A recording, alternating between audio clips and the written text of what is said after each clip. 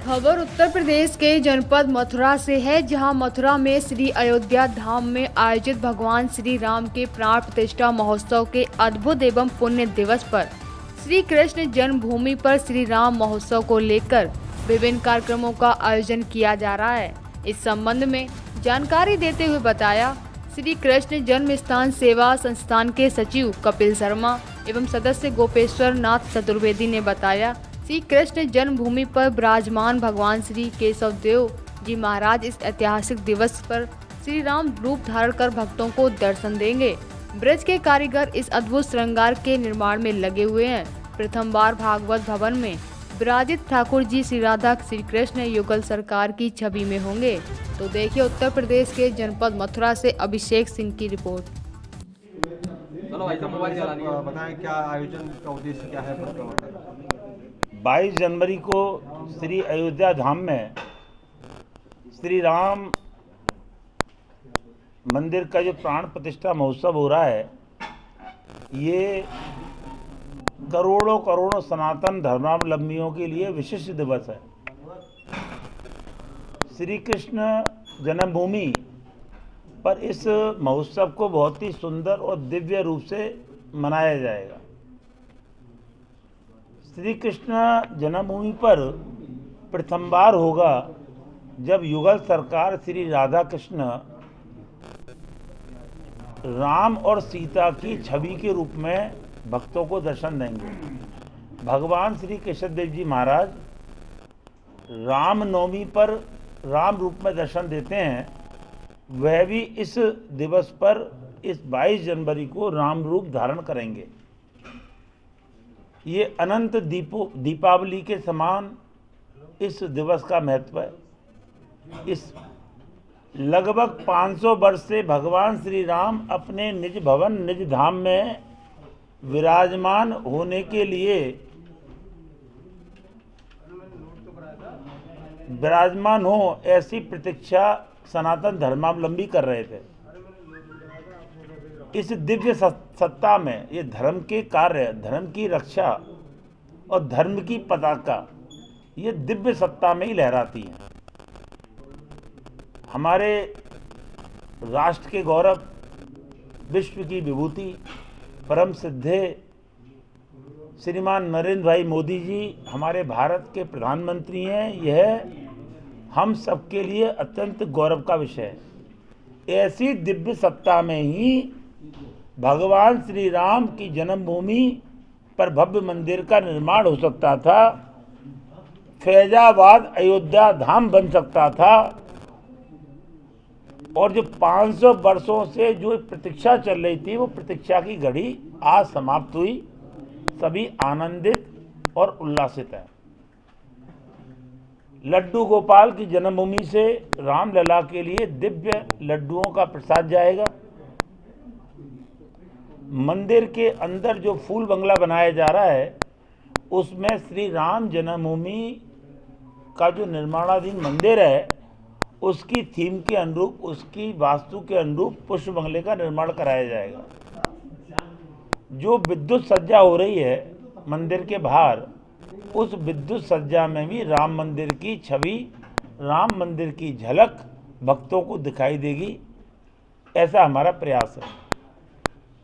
प्रातः 7 बजे से ही मंदिर परिसर में हलवा, खीर, पूड़ी आदि प्रसाद का वितरण होगा, जो अनवरत शयन के समय तक चलता रहेगा। इस आयोजन का एक विशिष्ट जो महत्व होगा, उसमें श्री राम नाम सहस्त्रनामावली के साथ तो हवन किया ही जाएगा, कमल पुष्प से सहस्त्रार्चन भी होगा। तदुपरांत भगवान की लगभग 12:15 बजे आरती होगी।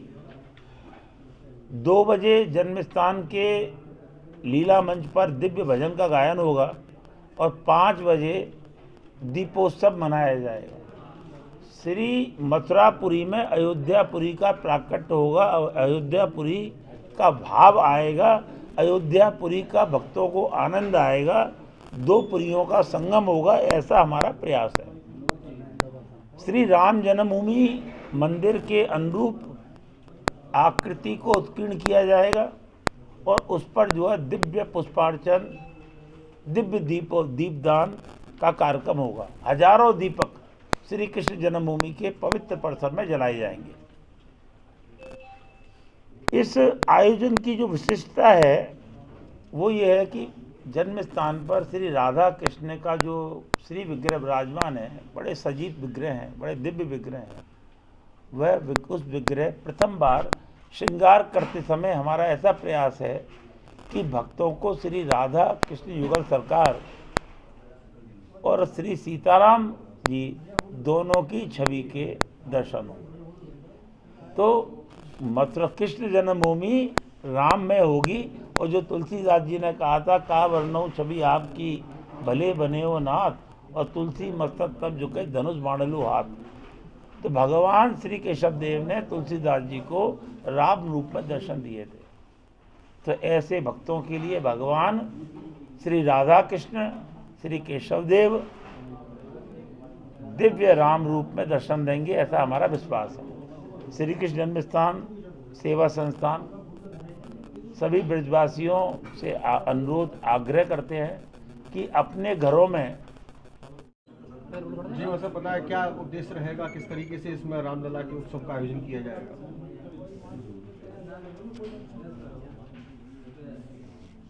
हमारे पूर्वजों ने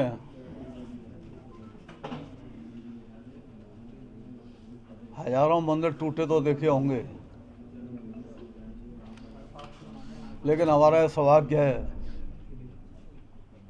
कि उनके बलिदानों की वजह से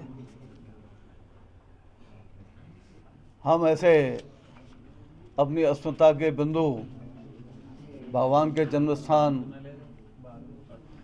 पर विदेशी लुटेरे अत्याचारियों के लगाए कलंकों को मिटते हुए देख करके पुनः उनको प्रश्चित देख पाएंगे। तो हिंदुओं के लिए इतना बड़ा सौभाग्य का कोई दिन दूसरा नहीं हो सकता है। 15 से 28 में बाबर ने मेरी बाकी जो उसका सेनापति है उससे रामनवमी तोड़वाई, लेकिन उससे पहले भी महमूद गजनबी के भांजे सादार महमूद वगैरह ने प्रयास किए, सफल नहीं हो सके। लोग प्रमाण मांगते हैं। एक ब्रिटिश इतिहासकार कनिंगम ने लखनऊ गजेटियर में उल्लेख किया है आज से 200 साल पहले कि जब 1,74,000 हिंदुओं को मार दिया तभी मीरबाकी राम मंदिर को तोड़ने में सफल हुआ था। 16 रियासत लड़ी, लेकिन दुर्भाग्य था कि अलग लगाते थे लोग, सामूहिक प्रतिरोध नहीं हुआ, नहीं तब भी ये संभव नहीं था। और उसको लिए कभी हिंदू समाज ने चैन से सांस नहीं ली। एक बार तो एक महास्वर रियासत है, सब जो उनके पुरुष उनके पिता राजा, उनके भाई राजा सब समाप्त हो गए। तो उनकी जो राजकुमारी थी जय कुमारी, उसने 3000 महिलाओं की सेना लेकर के और वहाँ से मुगलों को भगा दिया था। लेकिन दुर्भाग्य से वह दिन नहीं आ सका कि जो महाराजा विक्रमादित्य का बनाया मंदिर बाबर ने तोड़वाया था। कसौटी पत्थर के खम्भे से निर्मित मंदिर था, 84 खम्भे थे। वहाँ पुनः रामलला सम्मान के साथ में स्थायी रूप से विराजमान नहीं हो सके। निश्चित रूप से प्रभु की कृपा हुई और 22-23 दिसंबर 1949 की रात को वहाँ के साधु संतों की प्रार्थना पर, मुख्य रूप से अभय रामदास जी महाराज का उसमें विशेष योगदान था, रामलला मूल स्थान पर प्रकट हुए। लेकिन तत्कालीन नेहरू सरकार ने तुरंत आदेश दिया कि इनको वहाँ से हटाया जाए।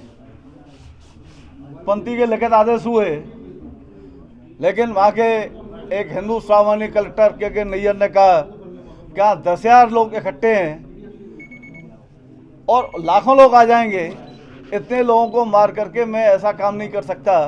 और उसने उसको जो है 145 को कुड़क कर दिया। तो उस समय की जो हमारी सरकार थी, जो आज़ादी के बाद तथाकथित जो सरकार थी, काम तो उसका ये था कि जैसे गुलामी के ऐसे निशान को तो हटाते। भाई आपका यकीन मस्जिद हो वहाँ अच्छी जगह, लेकिन जहाँ हमारे ऐसे स्थान हैं जहाँ हमारी अस्मिता, जहाँ हमारे लाखों पूर्वज बलिदान दे चुके हैं, उन स्थानों पर भी आप जो है तो काय की आज़ादी। लेकिन गुरुदत्त सिंह वहाँ के सिटी मजिस्ट्रेट और के नैयर वहाँ के डीएम, उनने न पंथी का आदेश माना न केंद्र का आदेश माना और उसको कुड़क कर दिया। कुड़क तो कर दिया, लेकिन तमाम अवरोधों के बाद भी केवल ये था कि यदि शायद आपको वो दर्द नहीं देखे होंगे, मैं तो आंदोलन से पहले भी गया वहाँ, जब आंदोलन चालू करने वाले थे, तो वहाँ वास्तव में जैसे आपका हवालात में होता है कोतवालियों में, ऐसे पिंजड़े में राम जी के दर्शन दूर से होते थे, दो संगीनधारी खड़े रहते थे और वहाँ जो है दिखता था कि वास्तव में हवालात में जो तालेबंद राम जी हैं। तो पहला जो भूमिका का आंदोलन हुआ, शुरुआत हुई विज्ञान भवन दिल्ली में और देश भर के प्रसिद्ध विभिन्न संप्रदाय मत पंथ के संप्रदाय